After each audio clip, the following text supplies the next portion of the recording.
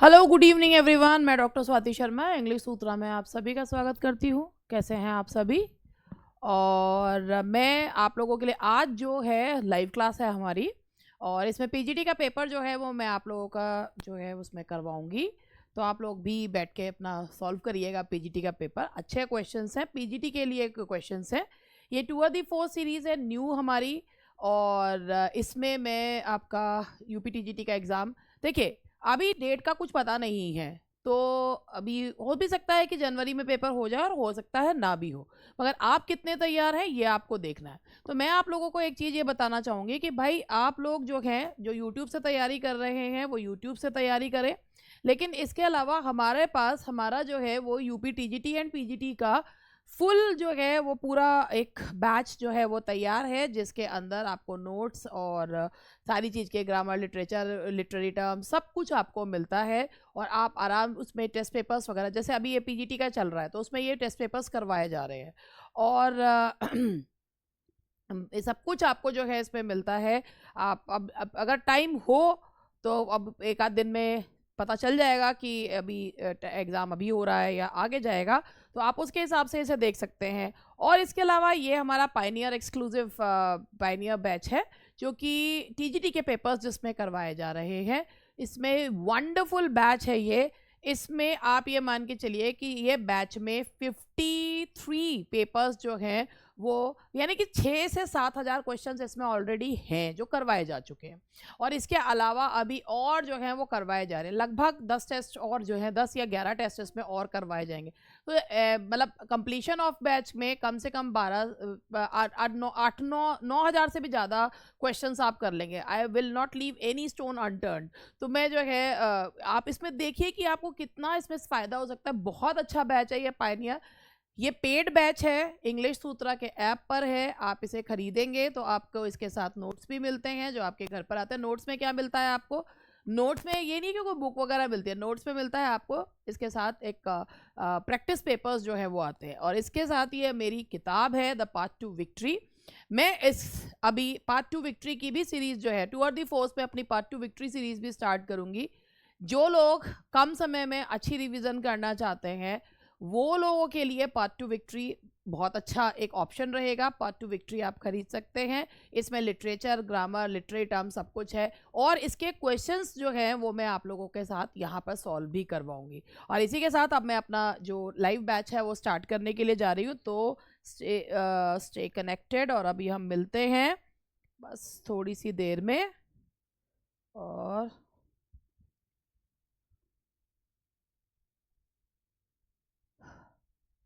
ये रहे हमारे क्वेश्चंस। तो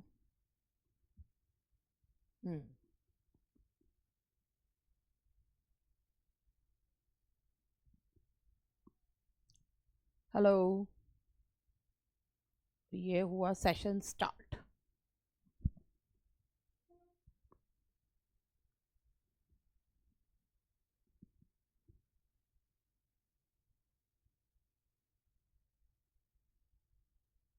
गुड इवनिंग एवरीवन, क्या हाल चाल है आपके? Good evening, good evening, good evening. हाँ जी,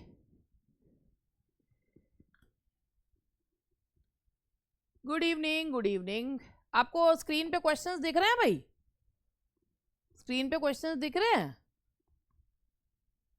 हैं? अब ऐसा है ना कि ये क्वेश्चंस ना मैंने क्या करा कि जो आपके प्रैक्टिस पेपर्स हैं आपके पास, मैंने उसमें से छांट लिए। क्यों छांटे? अब आप सोचेंगे क्यों छांटे। वो इसलिए छांटे क्योंकि जो क्वेश्चंस आप लोग अपने पायनियर बैच में कर रहे हो या अपने टीजीटी वाले प्रैक्टिस बैच में कर रहे हो उनको मैंने हटा दिया, और आपके पीजीटी से संबंधित क्वेश्चंस मैंने इसमें रख लिए, और कुछ क्वेश्चन इसमें ऐड कर दिए। तो इससे क्या है, आप लोगों को मैं जो है, क्योंकि जिससे जो है आप लोगों को, और इसके साथ साथ मैं आप लोगों को इसका रेफरेंस कॉन्टेक्स्ट भी बताती चलूंगी।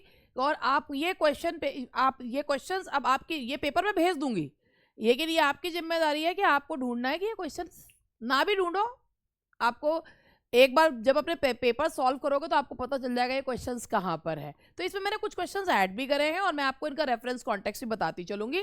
तो सबसे पहले हमारा क्वेश्चन ये है, तो चलो स्टार्ट करते हैं। शुरू करें? शुरू कर रहे हैं। Shelley mentions the following figures: Rousseau, Francis Bacon, Plato and Napoleon Bonaparte in his work The Triumph of Life, Zastrozzi, Julian and Medello, या जो है द चेंची। क्या है इसका आंसर? इसका आंसर है आपका दैट इज ए। सही जवाब है आपका ए। अब मैं आपको इसके बारे में कुछ चीजें जो है वो बताती हूँ। पहला इसमें द ट्रायम्फ ऑफ लाइफ उनकी अनफिनिश्ड पोयम है। इट्स अनफिनिश्ड पोयम, पता है ना कि ये एक अनफिनिश्ड पोयम है। इसको डांस ऑफ डेथ कहा गया था। किस में लिखी गई है ये? टर्जा रिमा में लिखी गई है। ये किस में लिखी गई है? ओए कॉपी पेन लेके बैठे हो ना? हैं? कॉपी पेन लेके बैठना, जो चीजें नोट कराऊंगी वो नोट करते चलना। तो यहां पर ये किस में लिखी गई है? टर्जा रिमा में लिखी गई है। अब एक और चीज देखो, जो ट्रायम्फ ऑफ लाइफ है, the Triumph of life,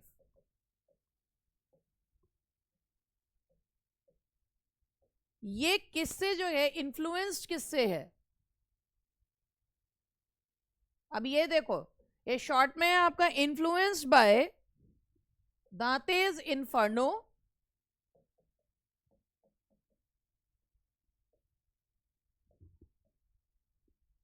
and Petrarch's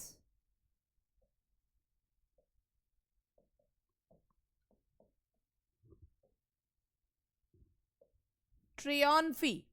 ये देखो, ट्रायम्फ ऑफ लाइफ सबसे पहला पॉइंट क्या था? इट्स एन अनफिनिश्ड पोयम, ठीक है। दूसरा पॉइंट किस में लिखी गई है? टर्जा रिमा में लिखी गई है, ठीक है। यानी कि 3-3 लाइन के जो है वो इसमें स्टेंजा फॉर्म्स हैं। और influenced by Dante's Inferno and Petrarch's Triumphi, sorry, ठीक है। तो एक चीज में 4 चीज आप कहे कि भैया किस में लिखी गई है, किससे इन्फ्लुएंस्ड है, ये भी जानना जरूरी है। ये मैंने नोट कर लिया, तो बताओ आगे बढ़ू फिर मैं, ठीक। चलो आगे। While composing this poem, Shelley had the Peterloo massacre in his mind, Peterloo massacre जो हुआ था, Ode to the West Wind, Epipsydion, The Necessity of Atheism, Hellas, and that is Ode to West Wind। Ode to West Wind की जो famous line है वो क्या है? If winter comes, can spring be far behind। ये भी poem किस में लिखी गई है? ये पोयम किस में लिखी गई है? क्या स्टैंजा फॉर्म इसमें अपनाया गया है?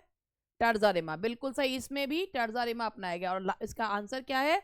Ode to the west wind, ठीक है जी। Next question, in which work Shelley mentions Ariel, Miranda, Prospero and Ferdinand, the famous characters of Shakespeare's play the Tempest, and that is to a lady with a guitar. Ariel, Miranda, Prospero, to a lady with a guitar, इसमें Shakespeare के Tempest के characters जो हैं उन्होंने लिए हैं। To a lady with a guitar, ठीक है जी। Question number 4. Lawyer, I suppose what children wants. Lawyer, I suppose what children wants.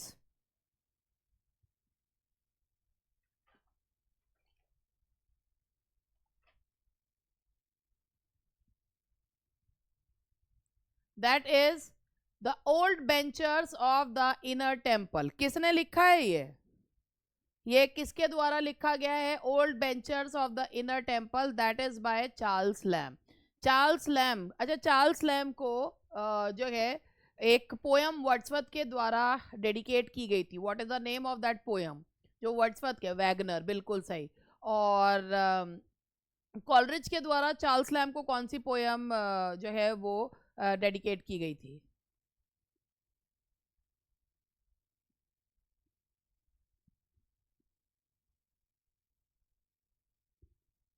बताओ बताओ, यहां हम अटक गए हैं? बताना चाह रहे हैं क्या या नहीं बताना चाहेंगे? नहीं याद? नहीं याद? लाइम ट्री बावर, कॉलरिज की है लाइम ट्री बावर। लाइम ट्री बावर जो है वो कॉलरिज ने इनको करी है, जो कॉलरिज ने इनको समर्पित करी है वो लाइम ट्री बावर है। और जो है this lime tree bower my prison, ये जो है ये उन्होंने चार्ल्स लैम्ब को करी है। ठीक है, याद रहेगा या नहीं रहेगा?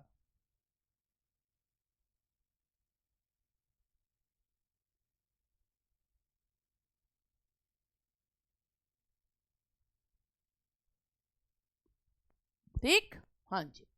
जैसे पूछ सकते हैं कि भाई कि कॉलरिज की कौन सी पोयम जो है उसमें चार्ल्स लैम्ब को उन्होंने समर्पित करी है, तो this lime tree bower my prison, ये जो है lime tree bower BOWER। From a poor man, poor in time, I was suddenly lifted up into a vast revenue. I could see no end of my possession. I wanted some steward or judicious bailiff to manage my estates in time for me. These lines are from.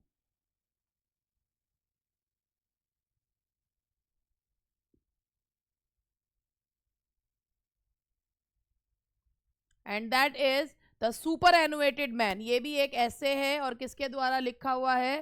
That is also bye तू यहाँ पे पहुंच गई, आई नहीं तू? आज घर से ही क्लास ले रही है पूजा? लेट हो गई? अच्छा, द सुपर एनुएटेड मैन ये जो है ये भी चार्ल्स लैम्ब का ही एक ऐसे जो है वो है, सुपर एनुएटेड मैन। अच्छा चलो, the remnant of my poor days,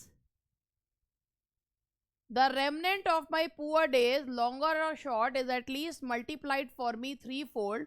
My 10 next years, if I stretch so far, will be as long as any preceding thirsty. These lines are from. The remnant of my poor days, longer or short, is at least multiplied for me threefold. My 10 next year is stretched so far, will be as long as. तो ये भी जो है वो किसकी lines हैं? Charles lamb के ऐसे द सुपर एनुएटेड मैन की है। ये सारी लंबी लंबी सी लाइन्स हैं। Sunday itself that unfortunate failure of a holiday as it too often proved what with my sense of its fugitiveness. ये लाइन कहाँ से है? संडे एक in unfortunate failure of a holiday as it too often proved what with my sense of its fugitiveness and over care to get the greatest quantity of pleasure out of it. That is also superannuated man. अच्छा, ये बढ़िया है। Which magazine coined the defamatory term the Cockney School for Hunt and his circle, which include both Hazlitt and Keats? Cockney School of Poetry इनको नाम जो है वो किसने दिया था? Who gave the term Cockney School of Poetry? And that is Blackwood Magazine. Blackwood magazine में। अच्छा, कॉकनी स्कूल ऑफ पोइट्री का मतलब क्या है? Cockney school of poetry it means यहाँ से लॉकहार्ट का कहना ये था कि ये जो लोग हैं they are not suitable for writing poetry because they do not belong to that elite class. ये एक डेरोगेटरी टर्म थी क्योंकि उनका मानना था, बेसिकली इन्होंने कीट्स को भी कहा था, क्योंकि कीट्स के पास कौन से काम का लाइसेंस था करने का? Keats was licence to practise apothecary. बिल्कुल सही, Keats was licence to practise apothecary. उनके पास carry the profession of apothecary. तो उनका ये मानना था कि भाई जो व्यक्ति जिस चीज़ का लाइसेंस है वो वही कर ले तो बेहतर है, इससे कि वो जो है अपना इससे तो कि भाई वो पोइट्री लिखने के लिए बैठा हुआ है। तो इसीलिए उन्होंने एक derogatory term Cockney school of poetry, मतलब कहने का मतलब ये था कि ये लोग इतने एलीट नहीं हैं कि ये पोएम वोएम लिखें, ये कॉकनी स्कूल है, यानी कि एक बिल्कुल देसी स्टाइल ऑफ राइटिंग है। ठीक है जी, तो cockney. Now the next question is the critics opinioned one of Keats work as a sense of pettish disgust and a Don Juan style of mingling up sentiment and sneering, concluding it was a poem unfit for ladies. The work was. हाँ जी, इस poem के बारे में ये कहा गया था कि ये जो पोएम है ये बहुत ही डिस्गस्टिंग पोएम है, क्योंकि इसमें ये वो पोएम है ना ना ना ना, ये देख के लगता है कि ये विमेन वाइन एंड स्नफ है, लेकिन नहीं, ये कहा गया है ईव ऑफ सेंट एग्नेस के लिए।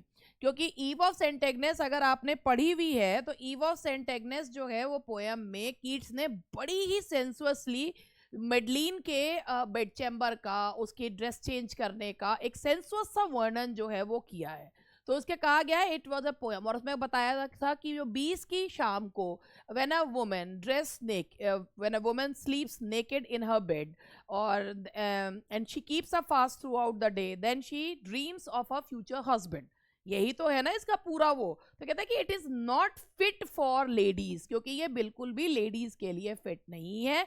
डॉन जुआन स्टाइल में लिखी गई है। डॉन जुआन किसने लिखी है? Who is the writer of Don Juan? बताओ जरा, डॉन जुआन किसने लिखी है? बहुत ही फेमस है। Yes, that is Byron.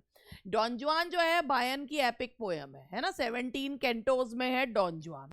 Don जुआन को उन्होंने क्या दिखाया है कि ओहो वो ना इतना भोला है कि ही seduced bye women. Don Juan जो है, तो ये जो है ना डॉन जुआन स्टाइल में जो है वो लिखी गई है। और जो है इसको ये कहा गया है, इसको ये याद रखना कि ये जो पोएम है कि ये इसमें एक लाइन ये याद रखना, a poem unfit for ladies.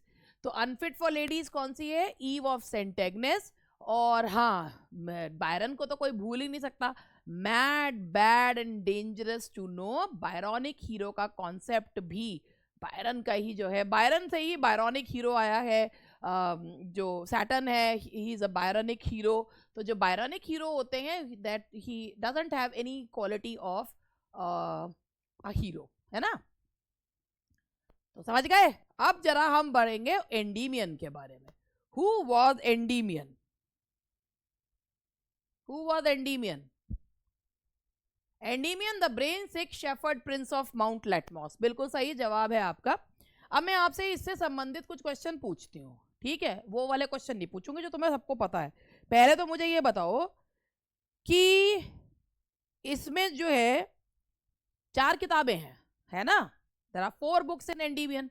पहली किताब कौन से गॉड को जो है कौन से गॉड और फेस्टिवल के बारे में बताती है? दूसरी बुक किस चीज के बारे में बताती है? और तीसरी बुक किस चीज के बारे में बताती है? और चौथी बुक किस चीज के बारे में बताती है? नहीं पता? नहीं पता है? ओफो! तो फिर हमारा किस क्या काम है? आओ बताए, चलो नोट डाउन करो। Note it down.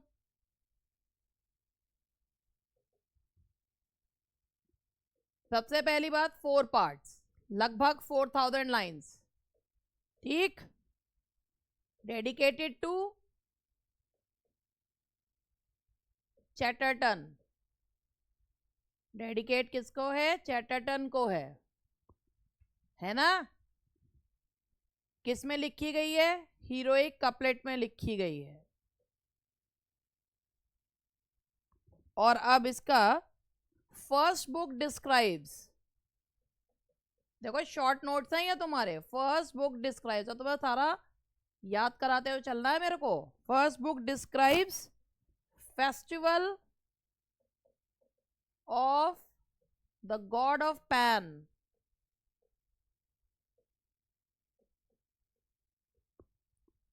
अब पूजा, आप फटाफट आ जा, कुछ काम था मेरे को, आ जा तू। सेकंड बुक, जब तुझे वहां से कुछ दिख नहीं रहा तो आ जा, 5 मिनट लगेंगे आने में, आ जा।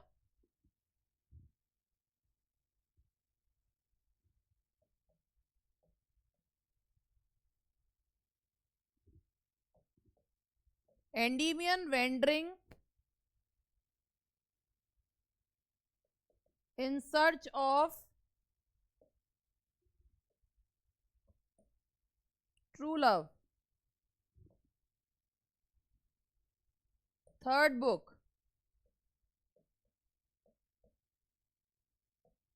एपिसोड ऑफ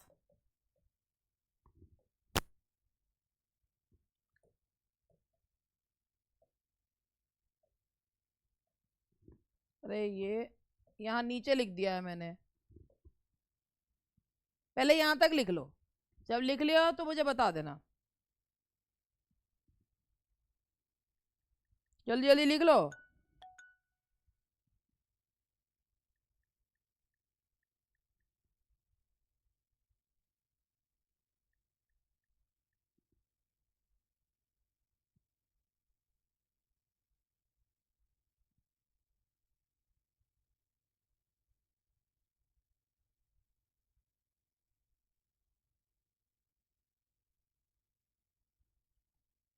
हाँ, ग्लॉशस, GLAUCUS, ग्लॉशस एंड स्काइला। ये एक ग्रीक स्टोरी है, ये गॉड था पहले जो है, ये ग्लॉशस जो है ये ग्लॉकस है, ग्लॉकस जो है ये एक ग्रीक गॉड था। बॉर्न तो मोर्टल हुआ था, लेकिन बाद में एक मैजिकल हर्ब खाने के बाद जो है इमोर्टल हो जो है ये इमोर्टल हो गया था। ग्लॉकस एंड स्काइला, ठीक है। तो ये इसमें अब फोर्थ बुक के बारे में मुझे लिखना है, तो मैं फोर्थ बुक के बारे में यहाँ लिख रही हूँ। फोर्थ बुक के बारे में, फोर्थ बुक है ये Endymion's falling in love with an Indian maiden।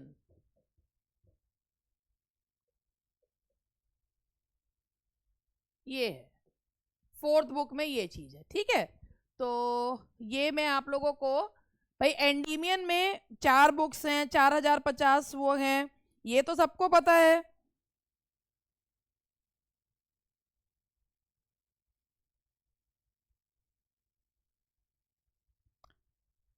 अब मैं आपको इसके बारे में थोड़ा सा बता भी देती हूँ क्या है। छोटे छोटे से ये लिख लिया हो तो मुझे बता देना, नोट डाउन कर लिया।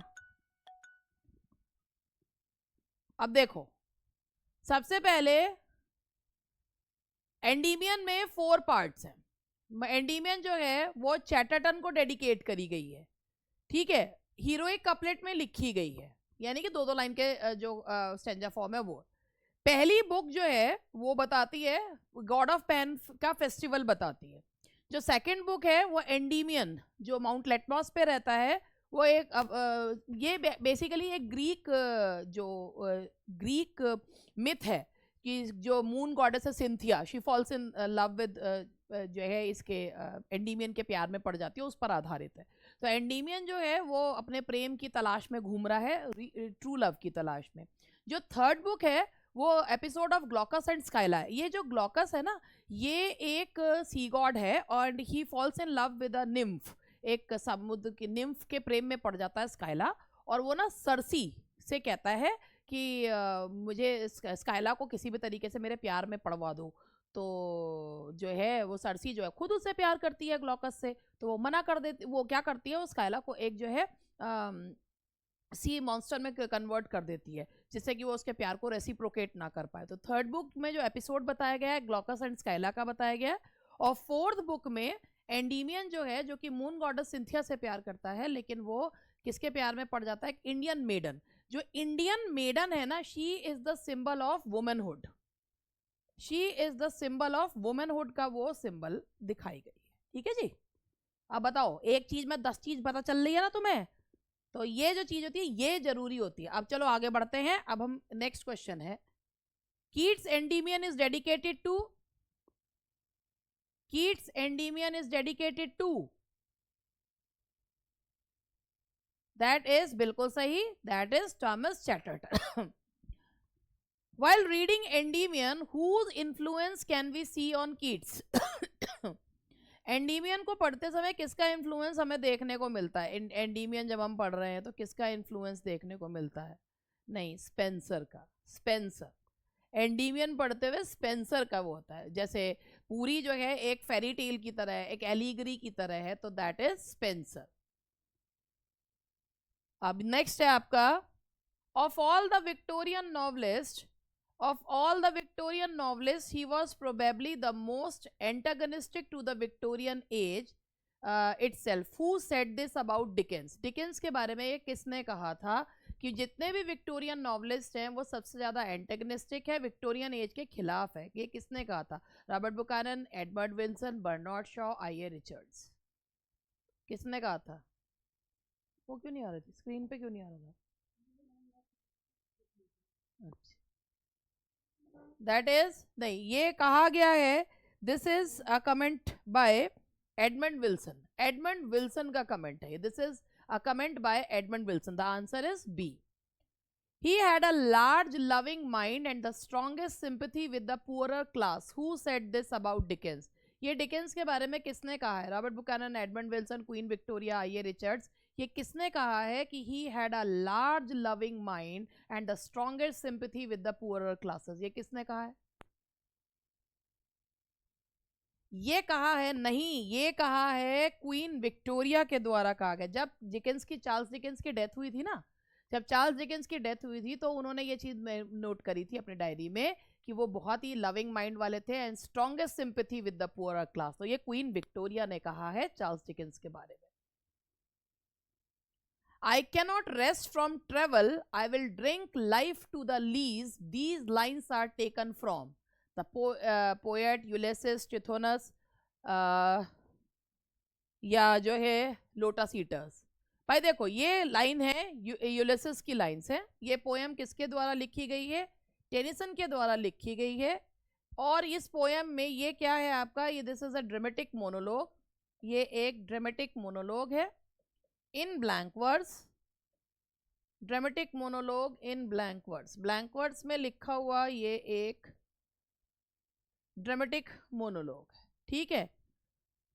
और यूलिसिस कौन किस से बेस्ड है? यूलिसिस किस चीज से जो है बेस्ड, किस पे है? दांतेज इन्फर्नो, ठीक है जी, दांतेज इन्फर्नो। ये कुछ कुछ पॉइंट्स हैं आपके। Dramatic monologue in blank verse based on Dante's Inferno, ठीक है जी। याद रहेगा?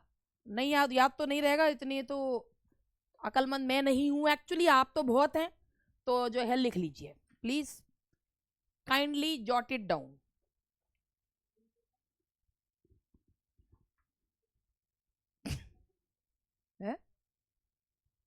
ढूंढो खुद।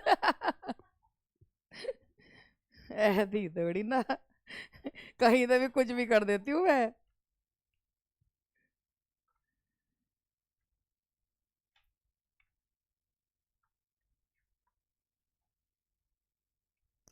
हाँ जी, थोड़ा सा जो है अब आपका यहाँ से हम लोग जो है यूलिसिस, ये देखो it is based on Dante's Inferno canto 26। Dante के इन्फर्नो के कैंटो 26 पे है, कैंटो 26, कैंटो 26 पर आधारित है, ठीक है। और 1833 में लिखा गया था, पब्लिश हुआ था 1842 में। It reflects a passion for adventure and knowledge, ठीक है।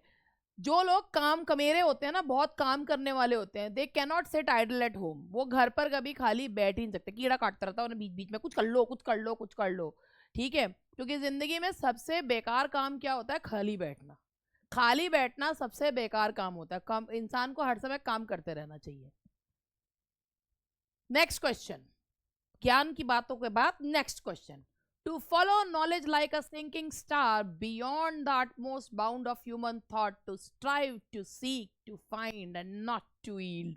इतनी बढ़िया लाइन्स हैं ये यूलिसिस की, ये लाइन्स हैं यूलिसिस की, और ये इतनी अच्छी है कि to strive, to seek, to find and not to yield। कोशिश करो, ढूंढो और कभी हार मत मानो। ये दुनिया की सबसे खूबसूरत लाइन्स हैं यूलिसिस। अच्छा चलो बता दो, यूलिसिस जो है दांते की किससे, दांते के कौन से दांत से प्रभावित है? Yes, Ulysses is it is based on Dante's Inferno, canto number 26, ठीक है ना। और ये पोएम पब्लिश कब हुई थी? In which year this poem got published? Ulysses 1842, बिल्कुल सही जवाब। चलो सुन रहे हैं इसका मतलब। Who are wise in love, love most, say least. The above lines are taken from. Who are wise in love, बिल्कुल सही बात है। जो प्यार में होते हैं, love most, say least। ये कहाँ से ली गई हैं ये lines? These lines are from lotus eaters. अच्छा, मुझे तो पता ही नहीं था लोटस ईटर्स की लाइन है, मुझे तो मर्लिन एंड विवियन की लग रही थी ये। Who are wise in love, love most and say least। अच्छा ये बताओ फिगर ऑफ स्पीच कौन सी है इसमें? फिगर ऑफ स्पीच बताओ।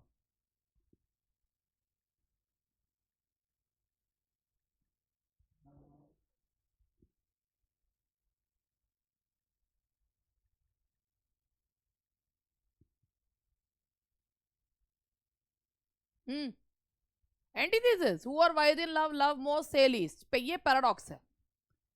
This is a paradox. तो ये मर्लिन एंड विवियन की जो लाइन है, दिस इज अ पैराडॉक्स। क्यों है पैराडॉक्स? क्योंकि भाई बात वही है, love most say least, who are wise in love से आप कह रहे हैं, क्योंकि ये पैराडॉक्स है। पैराडॉक्स इसलिए है क्योंकि ये कॉन्ट्राडिक्टरी स्टेटमेंट है कि अगर कोई प्यार में होगा तो ज्यादा बोलेगा।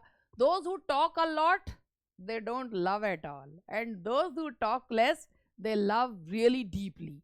तो ये जो है दिस इज द, जो ये सच है, ये रियल, जो ये तो रियलिटी है।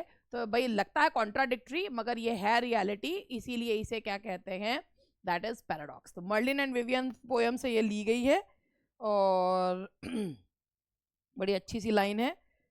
तो ज़्यादा अगर आपके ऊपर प्रेम कविताएं नहीं लिखी जा रही हैं तो ज़्यादा दुखी ना हो। जैसे हमारे कुछ स्टूडेंट दुखी हो जाते हैं कि हमारे बताओ वर्ड्सवर्थ ने तो अपनी वाइफ के ऊपर पोयम लिखी, हमारे पर तो कोई नहीं लिखता है ना। तो जरूर दोस्त हुआ wise in love, love most say least. तो मर्लिन एंड विवियन की लाइन्स हैं।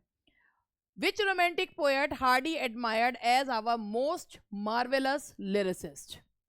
Which romantic poet Hardy admired as our most marvelous lyricist? And that is P.B. Shelley. बिल्कुल सही, that is P.B. Shelley. चलो अब P.B. Shelley पे आए हैं तो 2-3 क्वेश्चन P.B. Shelley के ही पूछ लेते हैं। अब आ ही गए हैं तो तुम भी क्या याद करोगे, मैंने सोचा पूछ ही लूँ। चलो सबसे पहले मैं आप लोगों से यही पूछना चाहूंगी कि अभी मैंने आपको एक चीज ये बताई कि ट्रायम्फ ऑफ लाइफ जो है वो दांते की इन्फर्नो से और पेट्रियार्क की कौन सी पोएम से प्रभावित होकर लिखी गई है? पेट्रियार्क की कौन सी पोएम से प्रभावित होकर लिखी गई है? तो ट्रायम्फ ऑफ लाइफ, बिल्कुल, दैट इज ट्रियम्फे। ठीक है, और इसमें जो ये पोएम है ट्रायम्फ ऑफ लाइफ, इसमें जीसस, सोक्रेटिस, प्लेटो, अलेक्जेंडर, नेपोलियन, इनका जो है मेंशन किया गया है इस पोएम में। इसके बाद मैं आप लोगों से पूछना चाहूंगी कि how many stanzas are there in the poem to a skylark? To a skylark में कितने स्टेंजास हैं? 20, 21, 22, 23? How many stanzas are there in the poem to a skylark?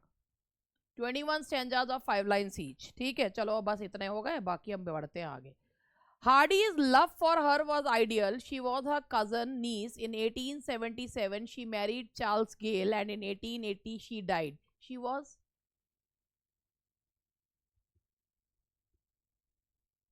Hardy's love for her ideal. नहीं, उनकी पहली पत्नी नहीं है। ये एक हार्डी की कजन थी, जिससे हार्डी जो है एक इन्फैचुएशन कह सकते हैं।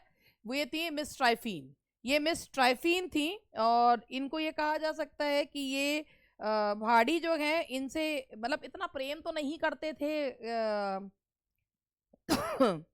और ये मतलब ये जो है इनके लिए, इनकी मृत्यु के उपरांत हार्डी ने इनके लिए एक पोयम भी लिखी है जब इनकी डेथ हो गई।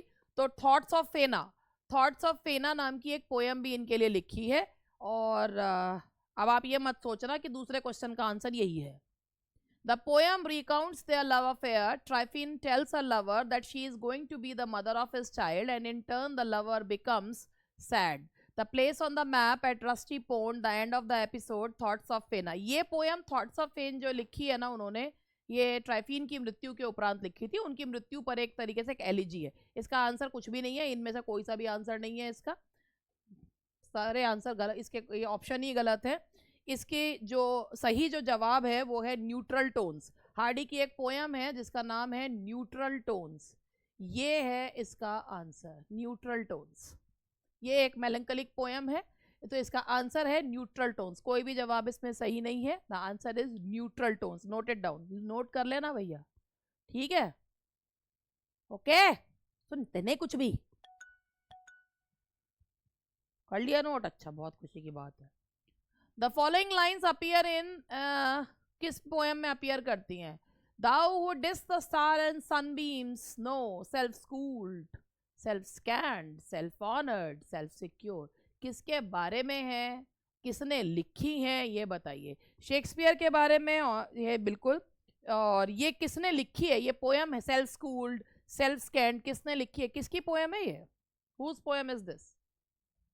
ये है मैथ्यू आर्नल्ड की। This is a poem by Matthew Arnold. ठीक है जी, मैथ्यू आर्नल्ड की poem. Truth sits upon the lips of dying men. In which poem of Arnold does this line occur? Truth sits upon the lips of dying men. In which poem of Arnold does this line? बिल्कुल Sohrab and Rustam. Sohrab and Rustam का नाम आप सबने सुन रखा है और आपको ये भी पता है कि ये शाहनामा से इसको लिया गया है ना, पता है ना. तो मैं इसलिए ये नहीं पूछ रही हूं. फिरदौसी के शाहनामा से लिया गया है कि सोर्स है इसका फिरदौसी का शाहनामा. ठीक है, मैं तो ये पूछना चाह रही हूं रुस्तम के घोड़े का नाम क्या था? What was the name of Rustam's horse? What was the name of Rustam's horse? Firdausi. बताओ बताओ. What was the name of Rustam's horse? नहीं पता मुझे, तभी तो मुझे बताना है. रक्ष. रक्ष was Rustam's horse.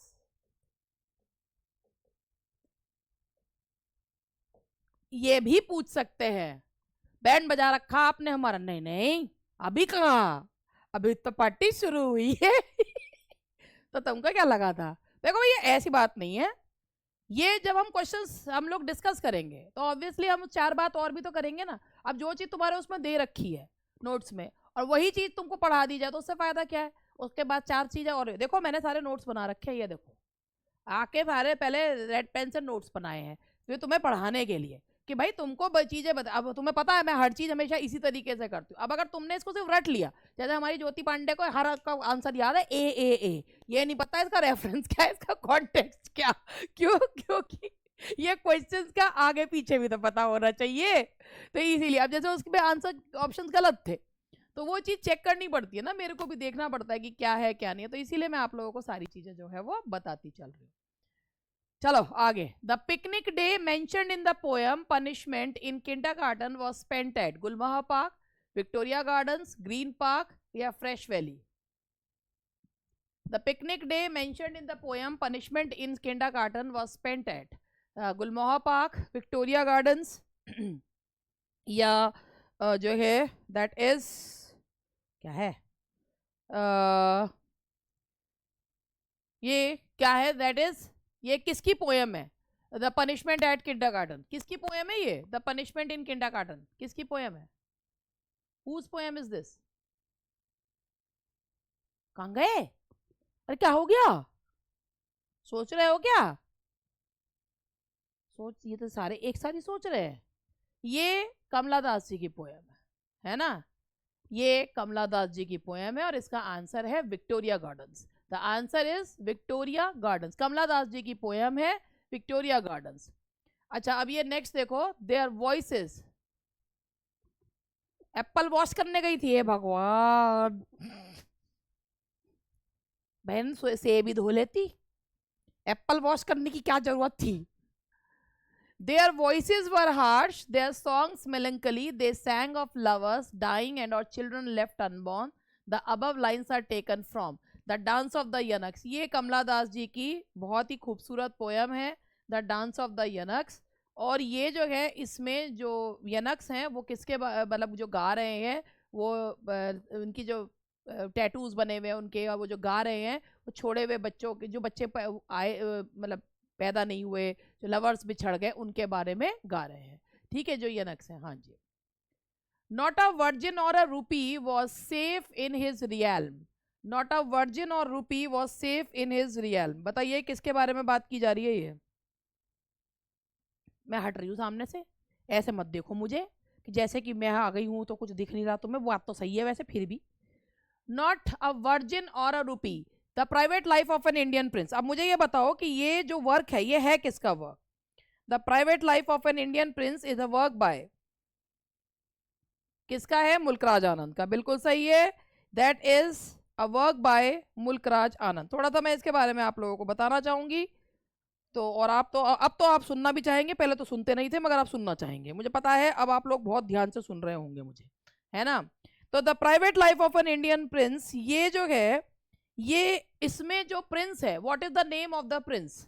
जो इसमें प्रिंस है उसका नाम क्या है? The private life of an Indian Prince, उसका नाम क्या है? विक्टर. उस प्रिंस का नाम है विक्टर, जो है उस प्रिंस का नाम है. ठीक है। और ये जो है abolition of princely states in India, इसका जो थीम है वो है abolition of princely states in India, abolition of princely states in India. और ये एक विक्टर अशोक कुमार की कहानी है, और उसकी एक जो है एक उसके यहाँ पे काम करती है, जिसके निम्फोमेनियक, जो कि एक बहुत ही ज़्यादा एक ऐसी महिला जो सेक्स स्टाफ्ड, उसकी कहानी है। तो उसका नाम क्या है, बता सकते हैं कोई? इसका नाम, विक्टर की जो कीप थी उसका नाम क्या था? That was Gangadasi. Gangadasi, that was Gangadasi. Victor जो है वो प्रिंस थे, उनकी जो कीप थी उसका नाम था गंगादासी। इन्हें बावले से ये कुछ नहीं बता रहे मुझे। और इसके जो इस नॉवल के जो नैरेटर हैं, नैरेटर हैं इसके, शॉर्ट नोट्स है सारे, तैयार कर लेना, ये डॉक्टर शंकर नैरेटर हैं इस नॉवल के, डॉक्टर शंकर। ठीक है, नोट करते चल रहे हो ना? अब बड़ी जोर जल्दी से आवाज आई तुम्हारी। गंगादासी जो है वो विक्टर की मिस्ट्रेस है, वो प्रिंस का महाराजा की मिस्ट्रेस थी। प्रिंस का माइंड जो है वो महारानी से बिल्कुल मोड़ देती है, और प्रिंस जो है वो गंगादासी के हाथों का खिलौना बन के जो है वो रह जाता है। और सरदार पटेल जो हैं इसमें दिखाया गया है कि एबॉलिशन ऑफ प्रिंसली स्टेट्स जो है वो इसमें दिखाया गया है। कुछ समय बाद इस नॉवल में दिखाया गया है कि प्रिंस विक्टर जो हैं वो पागल हो जाते हैं, उन्हें यरवड़ा मेंटल असाइलम में भेज दिया जाता है, जहां उनकी पत्नी इंदिरा उनकी देखभाल करती है। ये पूरा नॉवल फर्स्ट पर्सन में है, याद रखिएगा, आजकल इस तरीके के क्वेश्चंस भी पूछे जा रहे हैं। ये फर्स्ट पर्सन नैरेटिव है, this novel is written in first person narrative. यहाँ तक बात समझ में आ गई मेरी? है कोई दिक्कत परेशानी तो ना है? अच्छा लग रहा है क्वेश्चन कर करके? हैं? ठीक है, चलिए। एक मिनट रुकिएगा आप। तो यहां पर अभी हम फिलहाल इसके लिए यहां तक रोकते हैं अभी।